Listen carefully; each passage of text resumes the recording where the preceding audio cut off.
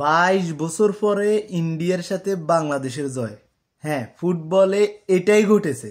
অথচ একটা সময় বাংলাদেশ ফুটবল কিন্তু একদম জ্বলতেছিল। সে জায়গায় আমাদের সালাউদ্দিন স্যারের অবদানে আমরা ধীরে ধীরে ফুটবলের একদম তলানিতে চলে গেছিলাম। সেখান থেকে আমাদের হামজা আসছে, জামাল ভুঁইয়া আসছে, তারপর হচ্ছে ফাহাদ আসছে, আরও অনেকে আসছে।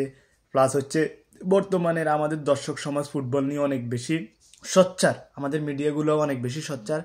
আস্তে আস্তে ফুটবলটা আবারও ডেভেলপের দিকে আছে এবং তার রেজাল্ট গতকালকে ইন্ডিয়াকে 22 বছর পরে বাংলাদেশ ফুটবলে হারিয়েছে। অসাধারণ ছিল, বিশেষ করে জামাল ভুঁইয়ার পারফরমেন্স এবং হামজার পারফরমেন্স। হামজা তো বলতে পারেন বাংলাদেশ ফুটবল টিমের জন্য এখন একটা ত্রাণকর্তা। সে কোন জায়গায় খেলে না, সব জায়গায় তার পজিশন আছে।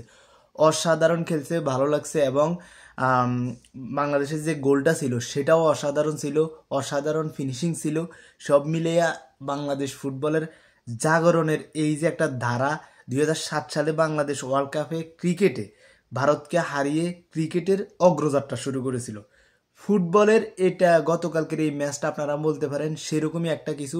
যদি বাংলাদেশ ফুটবল ফেডারেশন এবং আমাদের ফুটবলের সাথে যারা সংযুক্ত আছে, ফুটবলাররা যারা আছে, তারা যদি নিজেদের মাইন্ড সেট আপটা ওই রকম করতে পারে যে আমরা ফুটবলটাকে একটা জায়গায় নিয়ে যাব, তাহলে অবশ্যই সম্ভব বাংলাদেশের ফুটবলটাকে এগিয়ে নিয়ে যাওয়া। ধন্যবাদ।